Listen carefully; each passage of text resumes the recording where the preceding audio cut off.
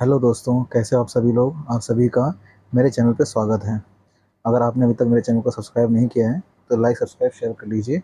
और ये कहानी बहुत अच्छी कहानी है, तो उस कहानी पे बने रहिएगा और इसको अंत तक जरूर सुनिएगा।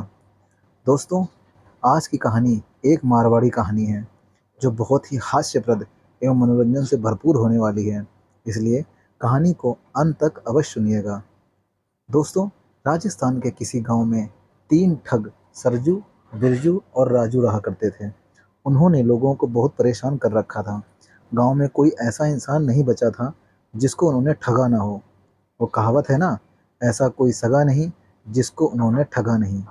पूरे गांव वाले उन लोगों से बड़े परेशान थे। और तो और आसपास के गांव वालों को भी उन्होंने नहीं छोड़ा था।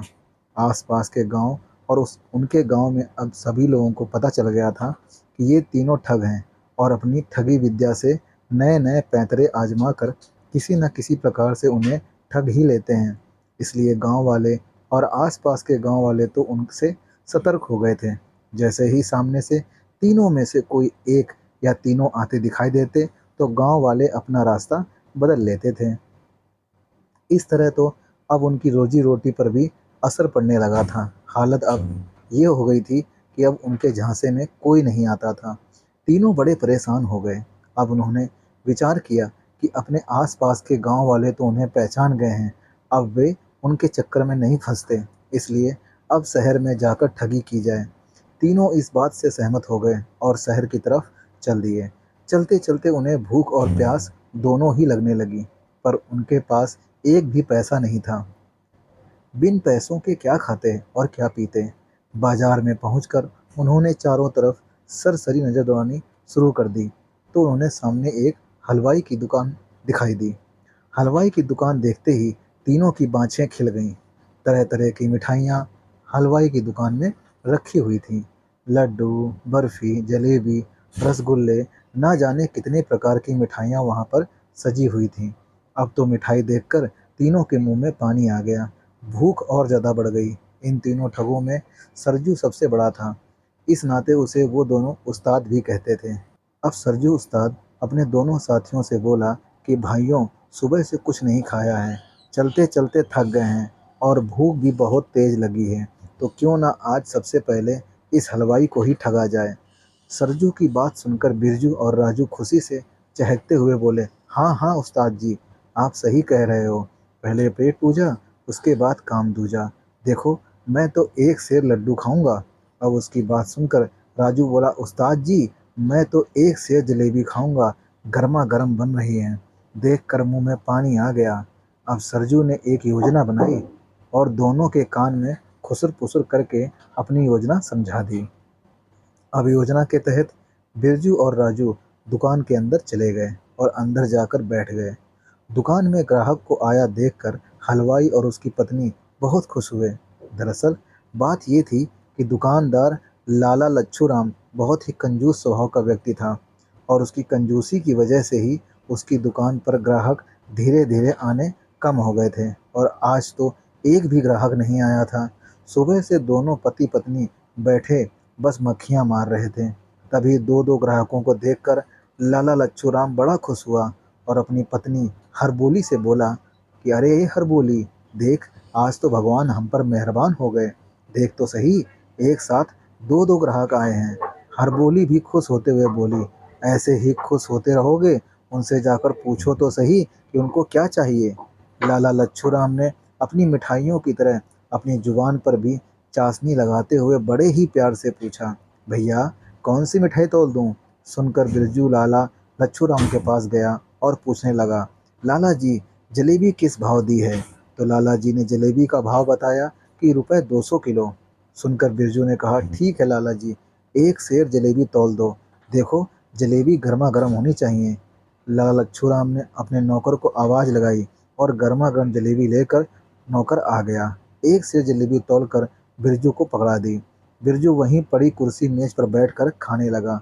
बिरजू को जलेबी खाता देख थोड़ी देर बाद राजू भी उठकर लाला के पास जा पहुंचा और बोला, लाला जी, देसी घी के लड्डू किस भाव दिए हैं। लाला बोला, 200 रुपये किलो। राजू बोला, तो ठीक है लाला जी, एक सेर देसी घी के लड्डू तौल दो। लाला ने लड्डू तोलकर राजू को पकड़ा दिए। राजू भी दूसरी कुर्सी पर बैठकर खाने लगा। दो दो ग्राहकों को खाता देख लाला लच्छूराम अपनी पत्नी से फिर से बोला, अरे हरबोली, देखो आज तो दो दो ग्राहक आए हैं, वो भी शेर शेर भर मिठाई वाले। औरों दिन तो कोई भूला बिसरा ग्राहक यदि आ भी गया तो पाव भर या आधा शेर मिठाई लेकर चला जाता है। आज देख दो दो ग्राहक आए हैं। हरबोली बोली, देखो जी, अपनी दुकान को क्या खुद ही नज़र लगाओगे जो ऐसी बातें कर रहे हो? जरा चुप हो जाओ। थोड़ी देर बाद सरजू ने जलेबी खत्म की, हाथ झाड़े और मूछों पर ताव देता हुआ दुकान से बाहर जाने लगा। तब लाला लच्छूराम ने आवाज़ लगाते हुए कहा, अरे ओ भैया, जलेबी के पैसे तो देते जाओ। बिरजू बोला कि लाला जी, मैंने तो दुकान में आते ही आपको 200 का नोट दिया था जब आपने भाव बताया था। लाला बोला कि भाई झूठ क्यों बोल रहे हो, आपने मुझे एक भी पैसा नहीं दिया है, इसलिए जल्दी से मेरे पैसे दो। अब तो दोनों में बहस होने लगी। बिरजू कह रहा था कि मैंने 200 का नोट आपको दिया है और लाला कह रहा था कि मुझे एक भी पैसा नहीं दिया। इसी बीच राजू ने जोर से आवाज़ लगाकर लाला से कहा, ओ लाला जी, दोनों के झगड़े में मेरे पैसे मत भूल जाना। मैंने आते ही आपको 500 का नोट दिया है, 200 के लड्डू ले लिए, 300 भी बकाया हैं जो मैंने अभी नहीं लिए हैं, आपको देने हैं। लाला ने सुना तो उसके तो चेहरे का रंग ही उड़ गया। अब ये दूसरा भी मुझे ठगना चाहता है। पहले तो इसने पैसे नहीं दिए और अब ये दूसरा भी बोल रहा है कि मैंने 500 का नोट आते ही दे दिया था। लाला ने गल्ले में झांक कर देखा तो एक भी नया पैसा नहीं था। उसने राजू से भी कहा, भैया, तूने मुझे एक पैसा नहीं दिया, एक नया पैसा मेरे गल्ले में नहीं है। इस पर राजू भड़कते हुए बोला, ओ सेठ जी, तुमने इसके पैसे तो मार ही लिए, अब मेरे पैसे भी मारने की कोशिश कर रहे हो? पैसे छोड़ूंगा नहीं, अपने 300 रुपये लेकर रहूंगा। राजू ऐसा कहता जाए और दबादब लड्डू खाता जाए। पूरे लड्डू खाकर राजू उठकर लाला के पास जाकर लड़ने लगा। अब दोनों बिरजू और राजू लाला से लड़ रहे थे। अब बाहर खड़ा सूरज, जो काफ़ी देर से ये सब देख रहा था, आकर दुकान में बैठ गया। लाला ने भी सूरज को खड़े हुए देखा था और उसे यह भी पता था कि वो शुरू से सारा कुछ देख रहा है। इसलिए लाला ने सरजू से कहा, ओ भैया, तुम तो मेरी दुकान के बाहर बहुत देर से खड़े हो, तुमने तो इन्हें आते भी देखा और खाते भी देखा, तो तुम बताओ, क्या इन्होंने मुझे पैसे दिए थे? सरजू जोर से बोला, ना ना, इन्होंने पैसे नहीं दिए हैं, मैंने अपनी आंखों से देखा है। दोनों ने मिठाई तुलवाई और खाने बैठ गए। लाला बिरजू और राजू से बोला, देखो देखो, वो भाया भी बोल रहा है कि तुमने पैसे नहीं दिए हैं। राजू और बिरजू तो अब बिगड़ने लगे। बोले, हमें उससे क्या मतलब है, बस हम इतना जानते हैं कि हमने आपको पैसे दिए हैं।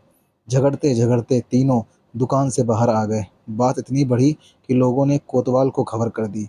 कोतवाल साहब ने अपने सिपाहियों को आदेश दिया कि तीनों झगड़ा करने वाले लोगों को कोतवाली में पेश किया जाए।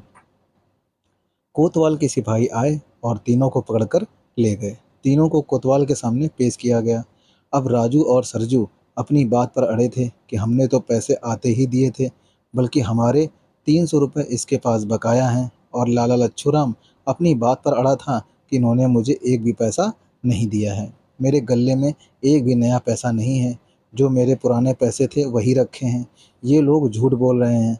सारी बातें सुनने के बाद कोतवाल बोला, लाला जी, क्या तुम्हारे पास कोई गवाह है जो ये बता सके कि इन दोनों ने पैसे नहीं दिए? लाला सिर खुजलाते हुए याद करने लगा।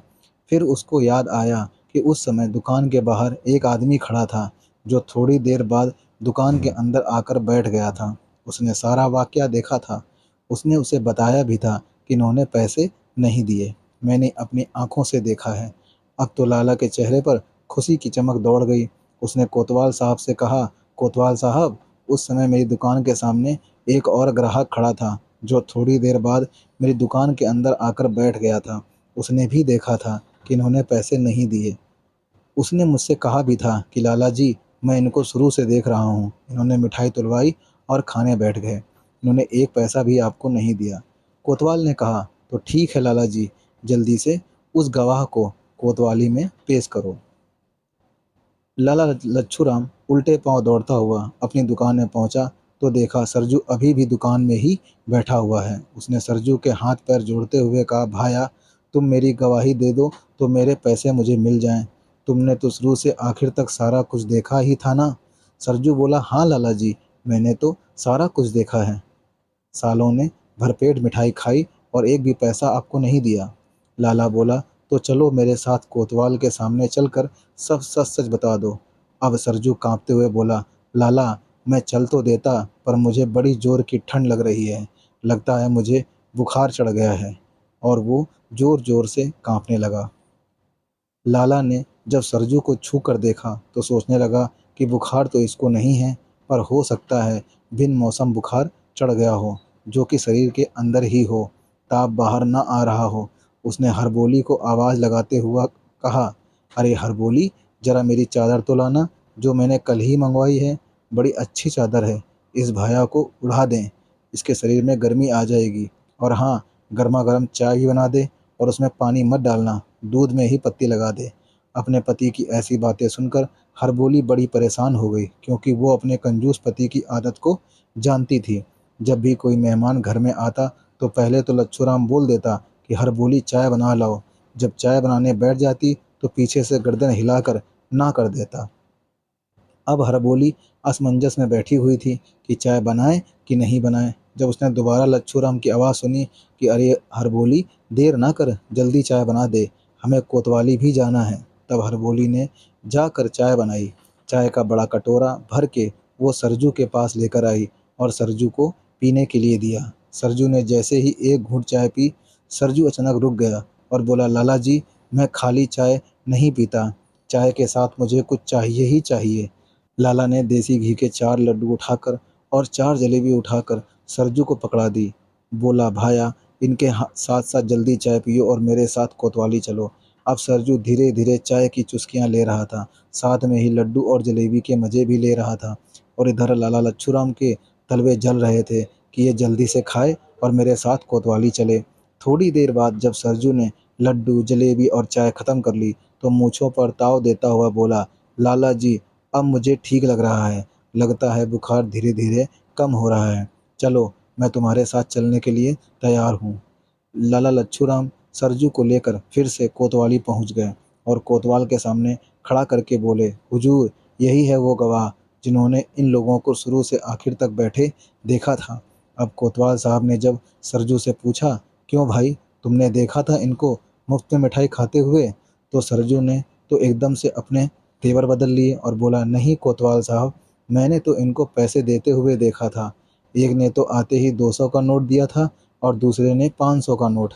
लाला जी ने यह कहा कि 300 रुपये मिठाई खाने के बाद में ले लेना। ये सुनकर लाला के तो चेहरे का रंग सफ़ेद हो गया। उसने सरजू से कहा, भाई ये क्या बोल रहे हो, तुमने तो मेरी गवाही देने के लिए कहा था। सरजू बोला कि जब तुम मुझको धमकाओगे, मारने की धमकी दोगे, तो भला मैं डर के मारे और क्या बोलूँगा। देखो हुजूर, इसने मुझे डराया धमकाया है, इसलिए मैं इसकी गवाही देने के लिए तैयार हो गया, पर अब आपके सामने मुझे किस बात का डर। यह सुनते ही लाला के चेहरे का रंग उड़ गया, उसके पैरों के नीचे से ज़मीन खिसकने लगी। अब वो समझ गया था कि ये तीनों मिले हुए हैं और तीनों ठग हैं। उसने सरजू से हाथ जोड़ते हुए कहा, भैया क्यों झूठ बोल रहे हो, मैंने तो तुम्हें चाय, लड्डू और जलेबी भी खिलाई है, उनके वास्ते सच बोल दो। अब सरजू तपाक से फिर बोला, देखा हुजूर, अब इसने अपने मुंह से ही कबूल कर लिया है कि इसने मुझे जलेबी, लड्डू और चाय पिलाई है। हाँ, इसने मुझे पिलाई थी लड्डू और चाय, क्योंकि इसने जब मुझे डराया धमकाया तो मैं कांपने लगा। फिर इसने मुझे सहज करने के लिए चाय और लड्डू, जलेबी भी खिलाई। ये सुनकर तो कोतवाल को बड़ा गुस्सा आया। वो लाला के ऊपर गुस्सा करता हुआ बोला, ये तुम क्या अनाप शनाप बोले जा रहे हो, भले मानुस पर इल्ज़ाम लगा रहे हो कि पैसे नहीं दिए और दूसरे इंसान को डराकर गवाही दिलवा रहे हो। इतना सुनकर सरजू बोला, हुजूर, इस लाला का कोई भरोसा नहीं है, ये तो ये भी कह सकता है कि ये जो मैंने चादर ओढ़ रखी है ना, ये इसी ने मुझे दी है। इस पर लाला बोला, हाँ, ये चादर तो मेरी ही है, मैंने ही तुम्हें दी थी जब तुम्हें ठंड लग रही थी। सरजू अब कोतवाल की तरफ देखते हुए तपाक से बोला, देखा हुजूर, जो मैंने कहा था वो सच हो गया ना, ये एक नंबर का ठग है, मिठाई देकर लोगों से डबल पैसे वसूल करता है, इसीलिए इसकी दुकान पर ग्राहक आने भी बंद हो गए हैं। अब तो कोतवाल को बड़ा गुस्सा आया। कोतवाल ने लाला को फटकारते हुए कहा, लाला जी, चुपचाप से इनके 300 रुपये इन्हें वापस कर दो, नहीं तो उठाकर जेल में डाल दूँगा।